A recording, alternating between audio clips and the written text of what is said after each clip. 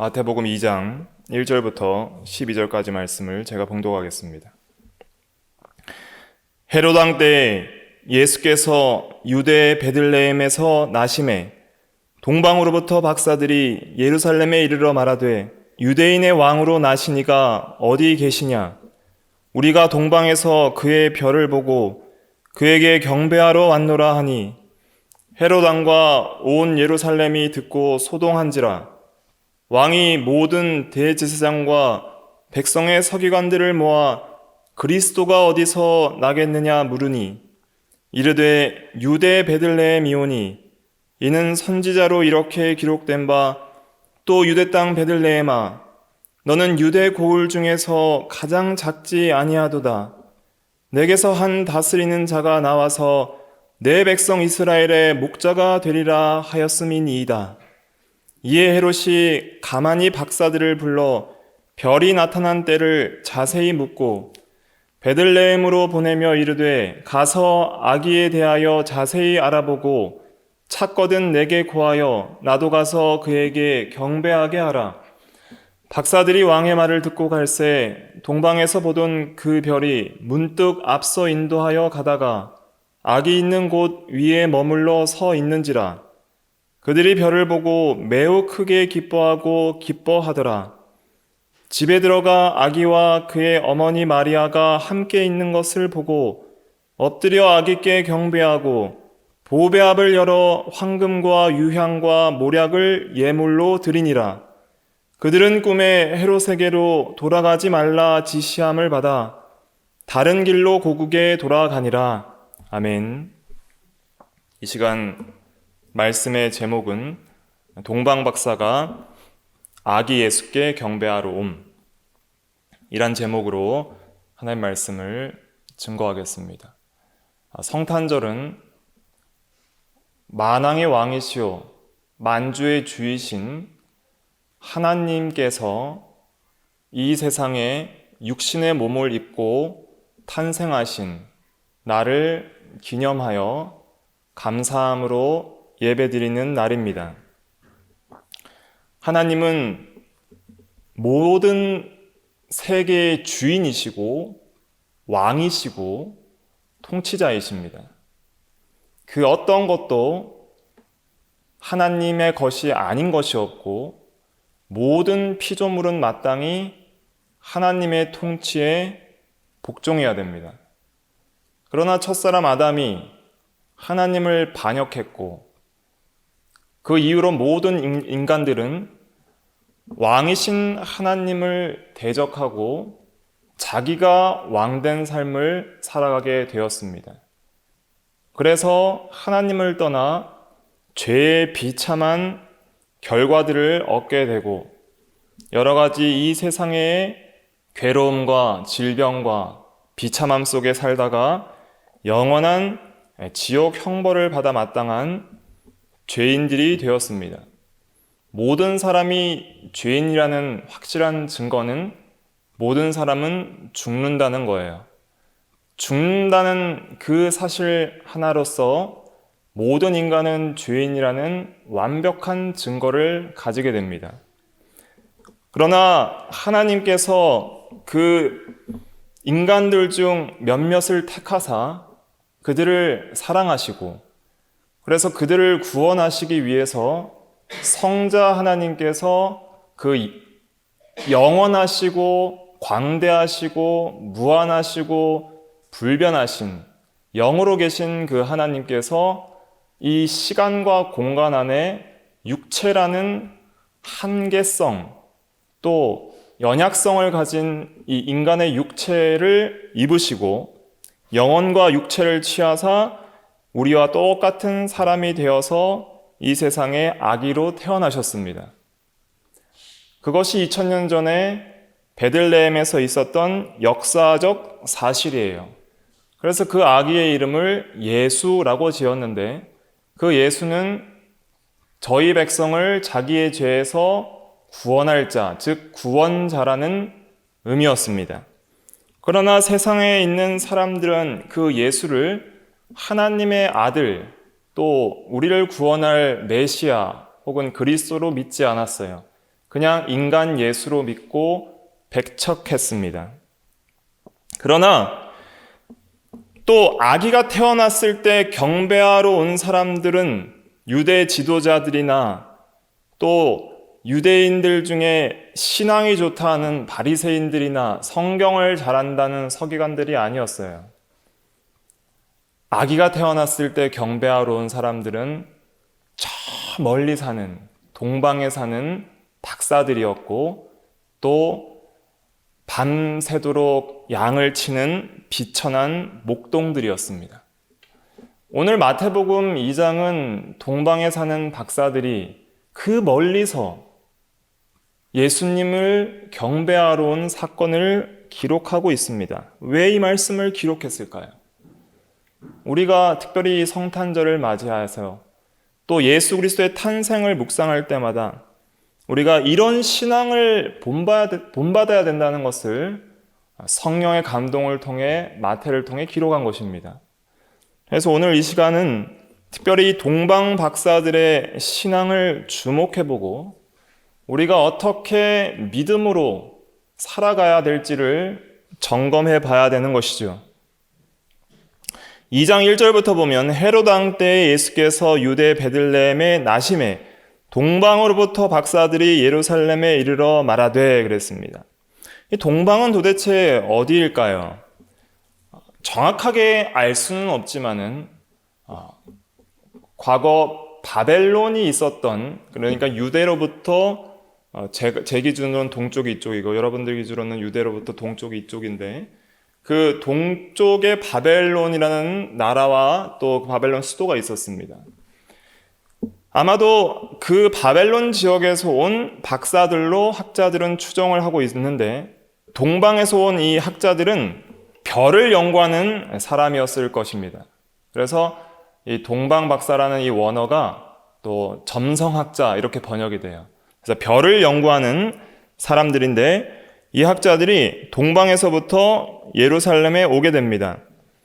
이 사람은 어떻게 예수님이 태어난 것을 알게 되었을까요? 유대 나라 백성들이 과거에 바벨론 포로 잡혀갔을 때에 말씀을 전해 주었을 것입니다. 그리고 그 말씀을 들은 많은 이 바벨론 사람들 중에 어떤 사람들은 믿음을 가지게 되었고, 그래서 이 별이 나타나면은 유대인의 왕이 태어나는 것을 알게 될 것이고, 이제는 그 별이 나타났을 때 그 왕을 경배하러 가야 되겠다는 그런 신앙을 가진 사람들이 생겨난 것이죠. 그 말씀의 근거는 민수기 24장 17절을 우리가 근거로 알 수 있는데, 민수기 24장 17절 한번 찾아보시겠습니다. 같이 읽어볼게요. 시작. 내가 그를 보아도 이때의 일이 아니며 내가 그를 바라보아도 가까운 일이 아니로다. 한 별이 야곱에게서 나오며 한 규가 이스라엘에게서 일어나서. 여기까지 보겠습니다. 한 별이 야곱에게서 나온다 그랬잖아요.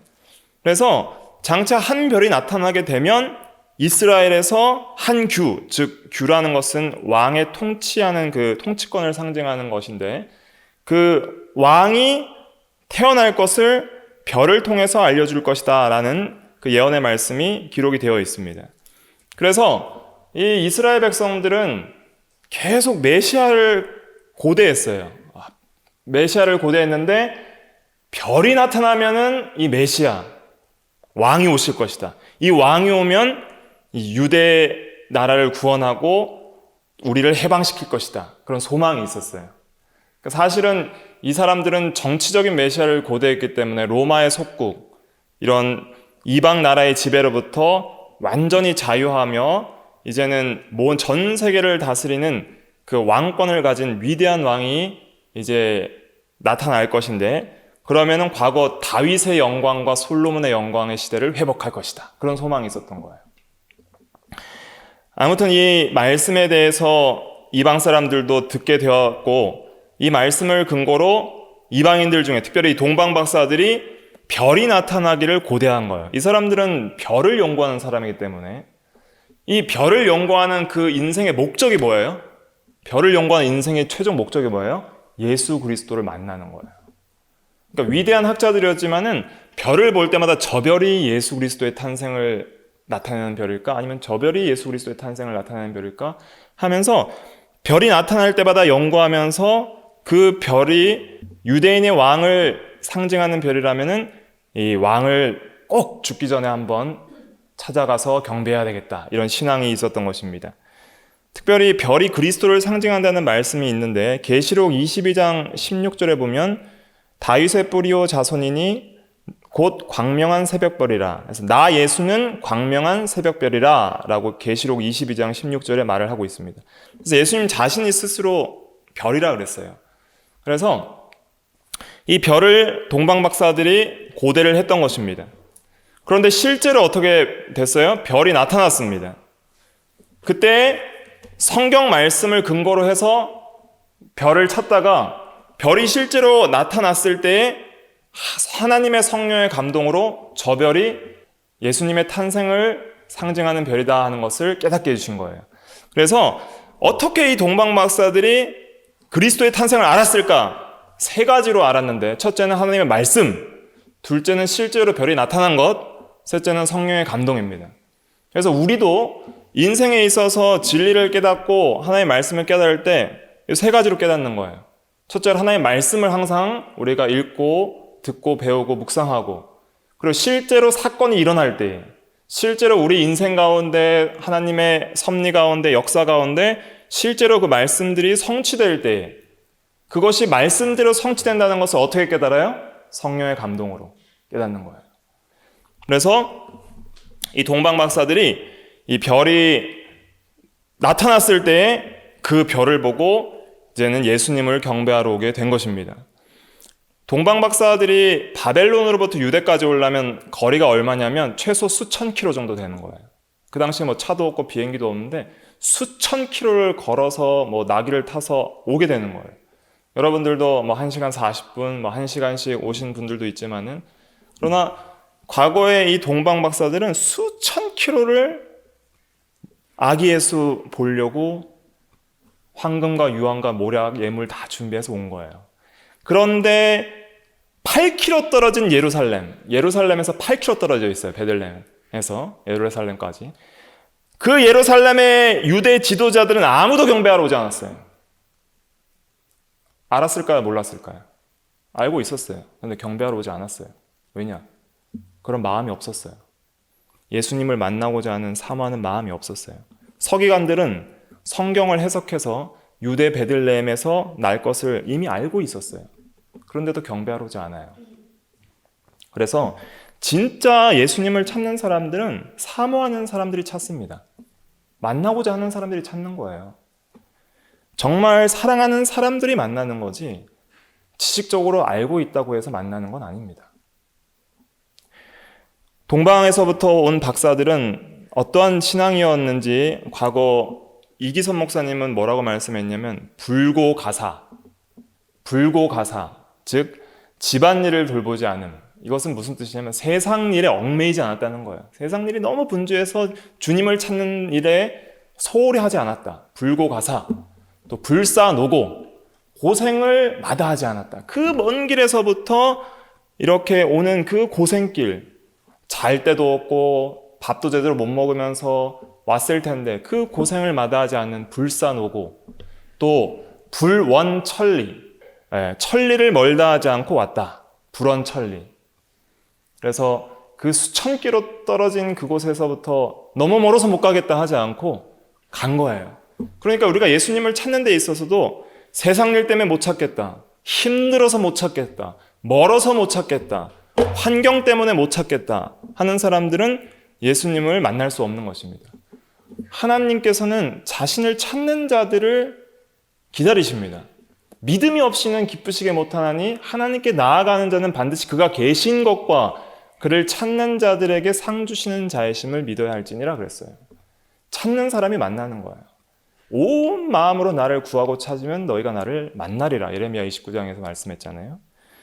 그래서 동방박사들은 실제로 예수님을 인생의 평생을 찾아왔던 사람이고, 그리고 때가 되니까 이제는 아무리 멀어도 가는 거예요. 그게 내 인생의 목적이니까, 그거 하다 죽을 거니까, 그래서 찾으러 가는 거예요. 가다 죽을지언정 그 찾으러 가는 거예요. 그게 신앙입니다. 신앙은 어떤 타협이 없는 거예요. 신앙은 타협이 아니에요. 신앙이 상황에 따라 변한다면 그것은 진정한 신앙이 아닌 거예요.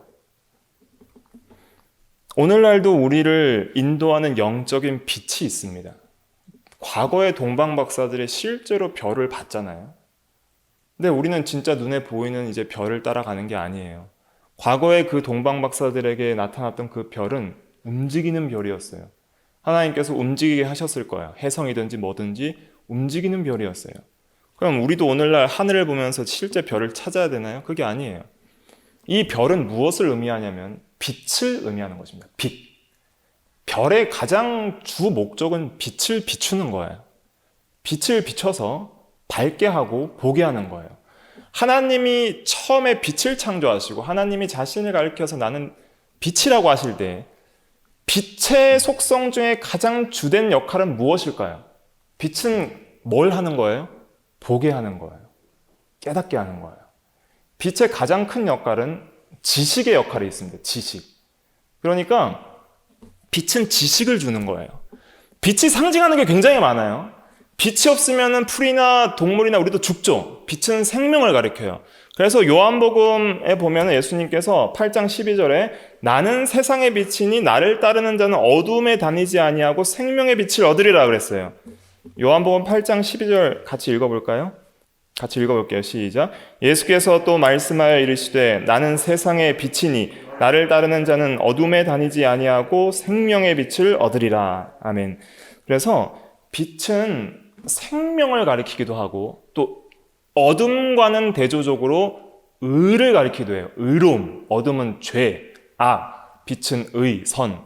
그리고 빛은 어떤 거룩성 이런 것들도 가리키지만은 그러나 빛이 가장 하는 주된 역할은 뭐예요? 어둠을 밝히는 거예요.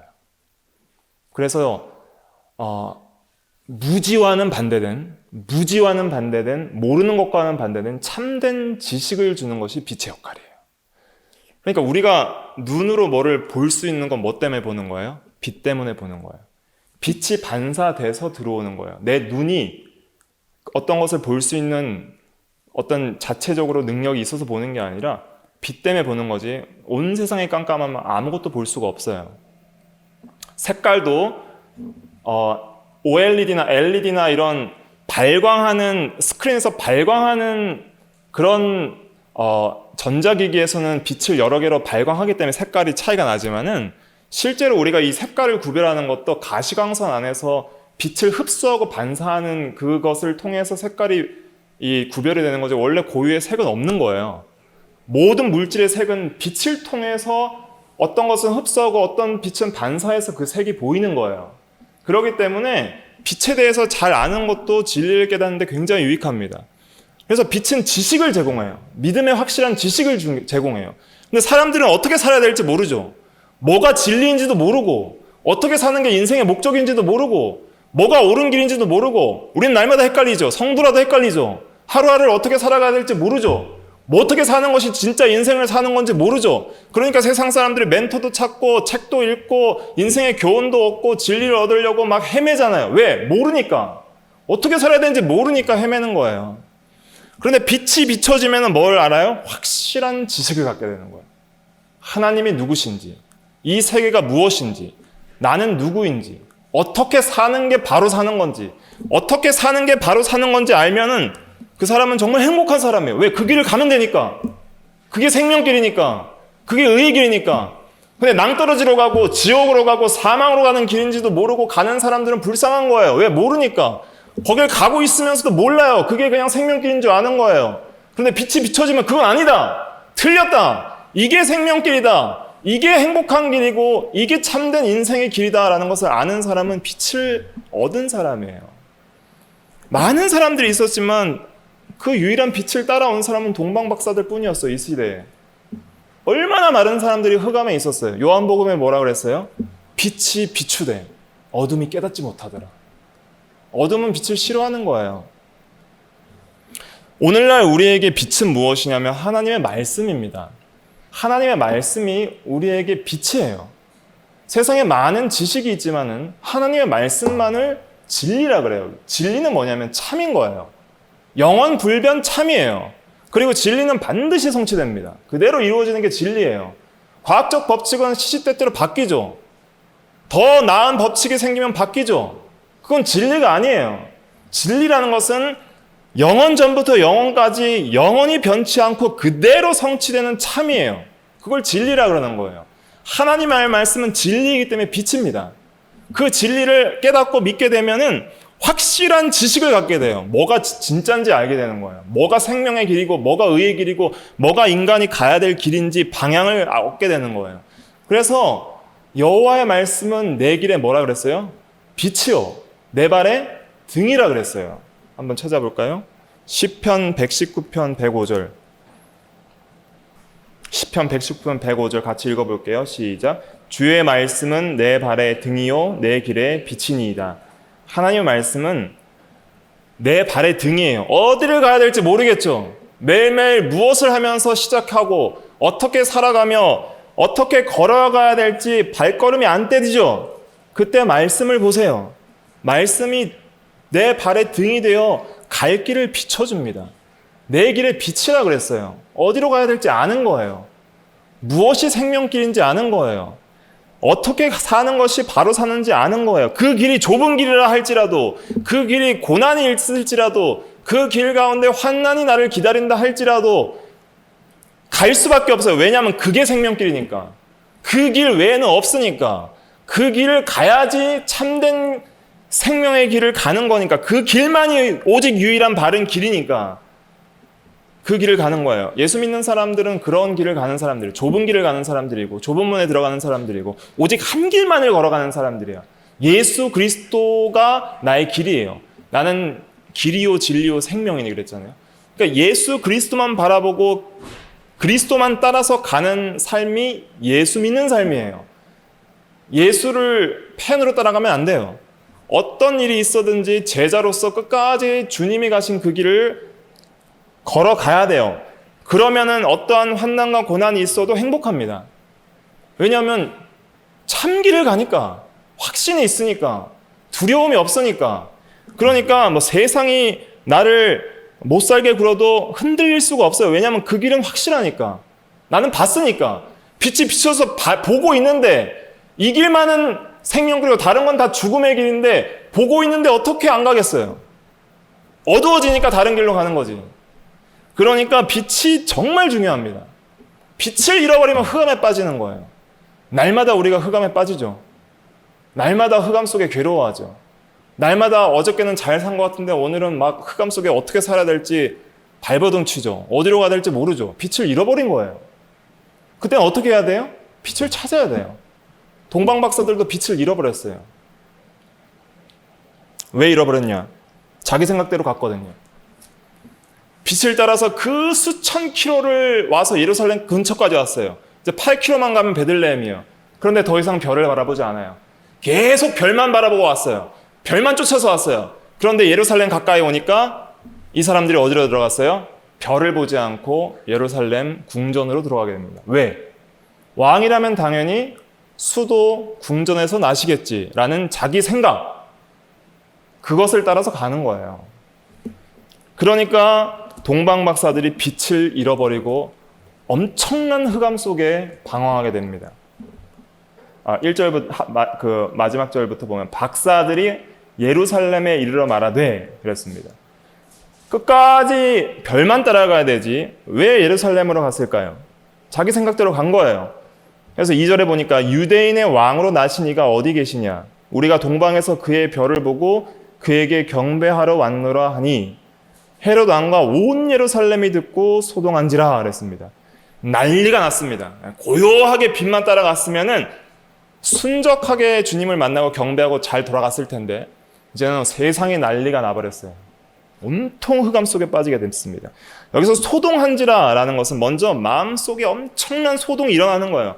염려, 근심, 걱정, 두려움, 흑암 속에서 무지 속에서 어떻게 가야 될지 모르는 마음속에 난리가 일어나고 이제 마음속에 난리뿐만 아니라 외부적으로 난리가 났어요.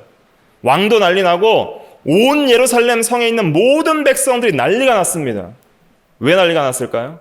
헤롯 왕은 집권력이 강한 사람이에요. 그리고 이 시대는 정권 말기이기 때문에 자기의 왕위가 위협을 받을까 봐 굉장히 걱정하고 있었고 굉장히 폭군이었습니다. 그래서 그 예루살렘 백성들이 굉장히 두려워했던 왕이에요. 그런데 왕이 태어났다 그러니 이건 뭐예요? 반역이죠. 그러니까 헤롯 왕은 이제 이 아이를 죽이려고 찾기 시작했고, 그리고 많은 예루살렘 성들은 또 한 번 이 혼란의 시대, 폭정의 시대, 죽이는 시대가 일어날까 봐 두려워했을 거예요.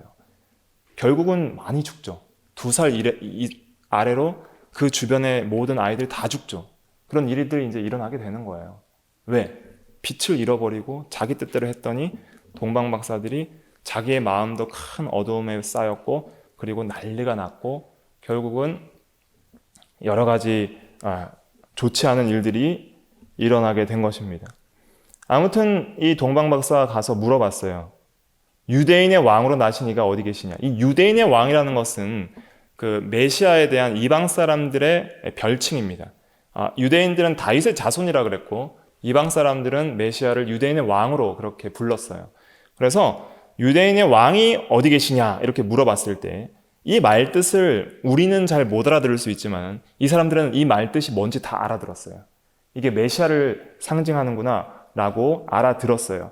그래서 4절에 보면 왕이 모든 대제사장과 백성의 서기관들을 모아 그리스도가 어디서 나겠느냐 물으니, 이렇게 확실히 물어봤죠. 그러니까 유대인의 왕이라는 것이 그리스도, 곧 오리라 한 그 메시아라는 것을 이들은 알고 있었어요. 그래서 어디에서 나겠느냐라고 찾아보라 그랬습니다.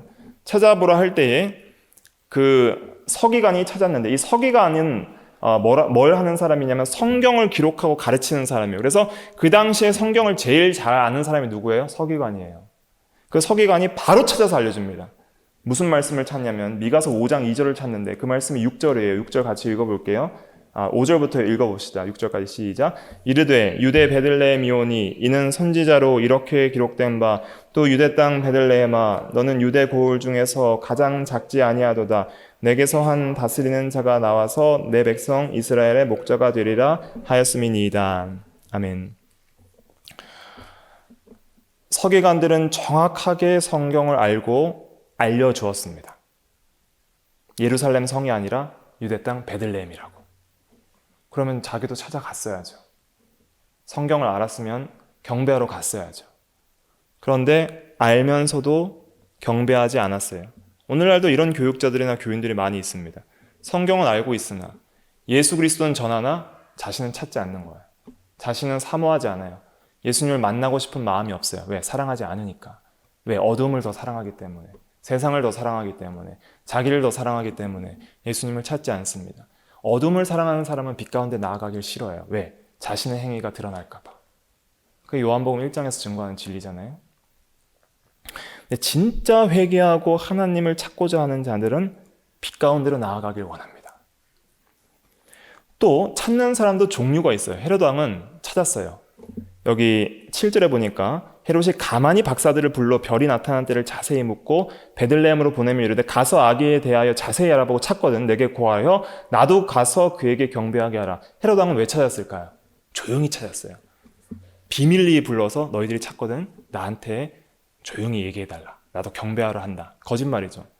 죽이려고 찾는 거예요. 헤롯은 죽이려고 찾았습니다. 서기관들은 왜 찾았어요? 성경 말씀 왜 찾았어요? 인기를 얻으려고. 내가 이렇게 성경을 많이 알고 내가 신앙이 이렇게 좋다는 것을 남들에게 증거하려고 찾았고, 백성들도 찾았을 거예요. 왜? 호기심 때문에. 호기심 때문에 찾는 거예요. 진짜? 왕이 낫나? 찾는 거예요. 그러나 많은 사람들이 찾지만 진짜 예수님을 사랑하고 만나고 경배하기 위해서 찾는 사람들은 동방박사밖에 없었어요. 이방인, 멀리서 온 동방박사만 예수님을 경배하고 예배하기 위해서 찾았습니다. 우리는 이런 사람들이 돼야 됩니다. 우리가 왜 예배 시간에 모여서 하나님을 찾습니까? 왜 말씀을 듣습니까? 왜 말씀을 읽습니까? 왜 기도를 합니까? 왜 삶에서 계속 하나님을 찾습니까? 하나님을 사랑하기서 하나님을 만나고자 하는 마음, 하나님을 경배하고 예배하고자 하는 마음으로 찾아야 되는 거예요. 세상은 크리스마스를 찾습니다. 돈을 벌려고 찾는 거예요. 즐기려고 찾는 거예요. 크리스마스 때 한탕 벌고 한탕 즐기고, 크리스마스 때 뭔가 이것은 예수 탄생의 날이 아니라 산타크로스 오신 날이 됐고, 자기들을 즐기는 날이 됐어요. 언제부턴가 이상한 날이 됐어요. 많은 사람들이 크리스마스를 찾지만 예수님을 찾는 사람들 많지 않습니다. 교회 내에서도 그래요. 진리를 알지만 주님을 진정으로 사모하고 찾고 예배하기 위해서 그분을 간절히 찾으려는 사람들은 많지 않은 것 같아요. 그런데 찾는 사람만 은혜를 받습니다. 동방 박사들이 다시 별을 찾게 돼요. 9절부터 보면 10절까지 한번 읽어볼게요. 9절부터 10절 시작. 박사들이 왕의 말을 듣고 갈새 동방에서 보던 그 별이 문득 앞서 인도하여 가다가 악이 있는 곳 위에 머물러 서 있는지라 그들이 별을 보고 매우 크게 기뻐하고 기뻐하더라. 아멘. 자, 별을 어떻게 찾았어요? 9절에 보니까 말을 듣고 갈새 그랬죠? 성경 말씀을 통해서 다시 찾은 거예요. 미가서 5장 2절 말씀, 유대 땅 베들레헴에서 왕이 나시겠다 하는 그 성경 말씀을 들을 때 이 사람들이 아차 싶은 거예요. 아, 내가 잘못 왔구나. 내가 끝까지 별을 따라갔어야 되는데 내 생각대로 왔더니 일을 그르쳤구나. 다시 말씀을 의지해서 어디로 가야 될지 어떻게 알겠어요? 베들레헴 어디로 가야 될지 어떻게 알아요?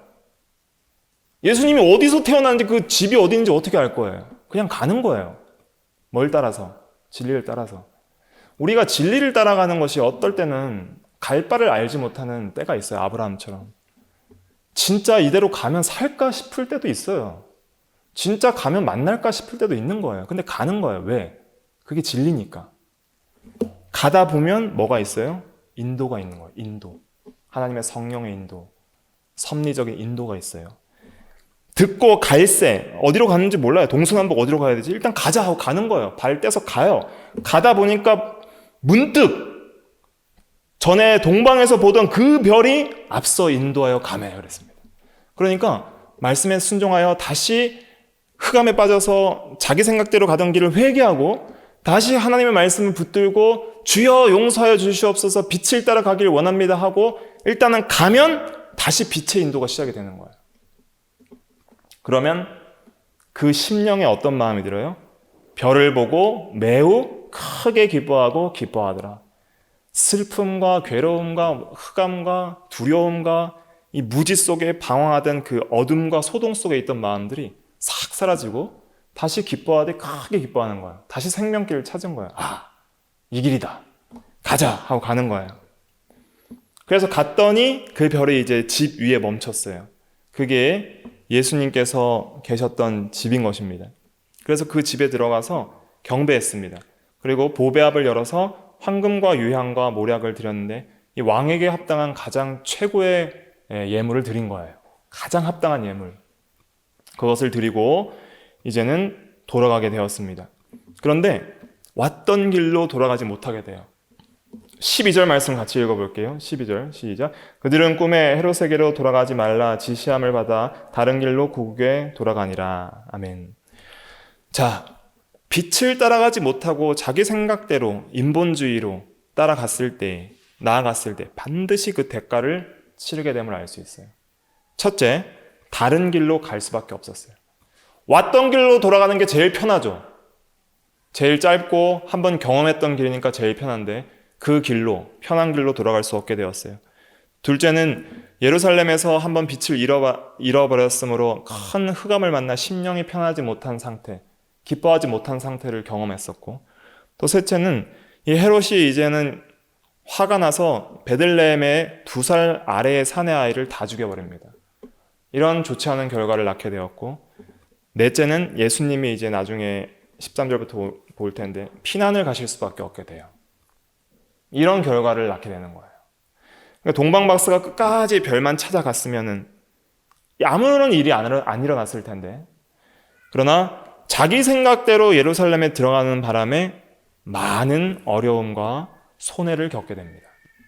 그러나 이것 때문에 낙심할 필요가 없어요. 그 모든 손해를 하나님께서는 다 선으로 또 바꿔버리시는 거예요. 그리고 낙심한 데서 다시 말씀을 찾아서 빛을 찾고 빛을 사모하면 순종해서 나아가면 다시 빛을 찾게 해주세요. 그래서 빛 가운데로 걸어갈 수 있는 그런 기쁨을 얻게 되는 것입니다. 이 말씀을 통해서 우리가 한 가지 기억해야 될 것은 하나님을 간절히 찾는 사람이 돼야 되고 특별히 우리 주 예수 그리스도를 찾는 사람이 돼야 됩니다. 성탄절을 맞이해서 우리는 누구를 찾아야 돼요? 예수 그리스도를 찾아야 돼요. 영적으로 함께 계신 예수님을 찾아야 되는데 예수님을 찾으려면 무엇을 통해 찾아요? 빛을 통해 찾는 거예요. 과거에는 별빛이었지만 오늘날은 뭘 통해 찾아요? 말씀의 빛. 말씀의 빛을 통해서 예수 그리스도를 찾는 거예요. 그런데 찾으러 가다가 날마다 말씀 순종의 삶을 살다가 내 생각대로 나가면 빛을 잃어버려요. 순식간에 흑암 속에 빠져버립니다. 어떻게 살아야 될지를 몰라요. 많은 실패와 어려움을 겪고 손해를 겪게 됩니다. 그때 다시 회개하고 돌아오면 다시 그 빛의 인도가 있다는 거예요. 그러면 끝까지 그 빛을 따라가야 됩니다. 이것이 진리이기 때문에. 때로는 우리가 흑암 속에 빠질 때가 있습니다. 시험이 너무 심할 때, 자기의 욕심들이 일어날 때, 세상적인 생각, 자기 생각들이 나를 이끌 때 우리는 그것을 따라가다 보면 순식간에 흑암에 빠져버립니다. 죄악된 생각에 사로잡히며 죄악된 감정과 의지에 사로잡히고 또한 어떻게 가야 될지 인생의 방향을 잃어버릴 때가 있어요. 그때는 한 가지 길밖에 없어요. 말씀의 빛을 다시 찾는 겁니다. 그러면 그 빛이 환하게 비춰져요. 뭐가 생명길인지, 어디로 가야 되는지, 어떻게 살아야 되는지, 어떻게 생각하고 어떻게 감정을 가지고 어떻게 선택을 해야 되는지 그런 것들을 깨닫게 해 주십니다. 그러면 우리에게 오는 은혜는 매우 크게 기뻐하는 거예요. 왜냐하면 참된 빛을 보았고 참된 길을 봤고 이제는 그 길을 걸어갈 수 있기 때문에 우리는 아무리 큰 어려움과 시험이 있어도 두려워하지 않고 기뻐하며 그 길을 걸어갈 수 있는 것입니다. 빛으로 예수님께서 이 세상에 오셨습니다. 그리고 그 빛을 따르는 자는 어두움에서 방황하지 않고 생명길을 걸어갈 수 있다고 말씀해 주셨습니다.